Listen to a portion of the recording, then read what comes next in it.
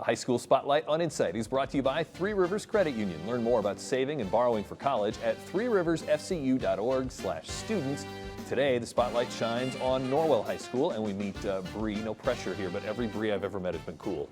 Oh, well, hopefully I think that's a fair statement. Yeah. No, I mean, obviously, just from what little I know of you and what you sent, so your passion is with kind of other cultures. Explain.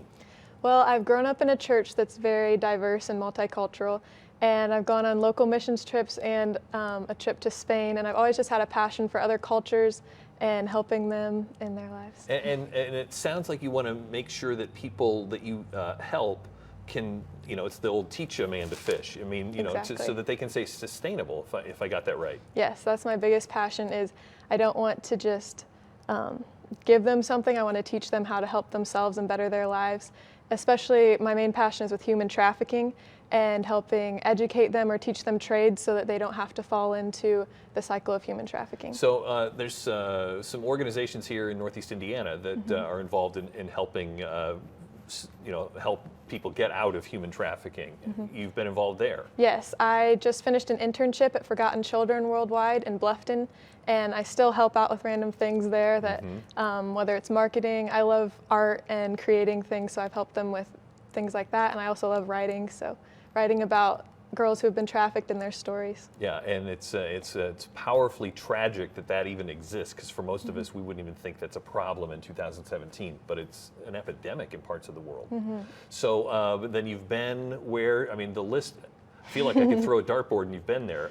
You've been a lot of different places. Yes, I actually had my first experience outside of the U.S. this past summer, and I stayed for 5 weeks in Spain in an island called Mallorca. Yeah. And these are a couple pictures. That was my flight to Spain, and I've had experiences in Fort Wayne working with local refugees, and I went to Arizona in an Apache reservation and helped there. And so wherever I can help people, especially from different cultures where whether it's teaching English to them to help them fit in better where they've moved, or whatever trade I can help them to improve their lives. And also just teaching them about the love of Christ and helping them to see that they're welcome. So you really don't even need to travel very far. I mean, you're going from, Wells County up to Fort Wayne to encounter new cultures and be able to reach out right there. Exactly. Even this afternoon, I'm going to Fort Wayne to help with some Burmese refugees there. And this past Sunday, we helped hand out blankets when it was snowing and just helping them feel like they're part of the American culture. You don't speak Burmese, I'm guessing. I do not. So how do you approach somebody where there may be a language barrier? Well, I have had different experiences with just talking slowly and as clearly as possible. Sometimes if you have friends that you've met in the past that know Burmese, you can have connections through that and just helping build friendships through friendships. What do you hope to do after high school? Is this going to be your lifelong career? I would love to do foreign missions, definitely. I'm not sure exactly what career in missions. Like I said, I love writing and just working with people in general.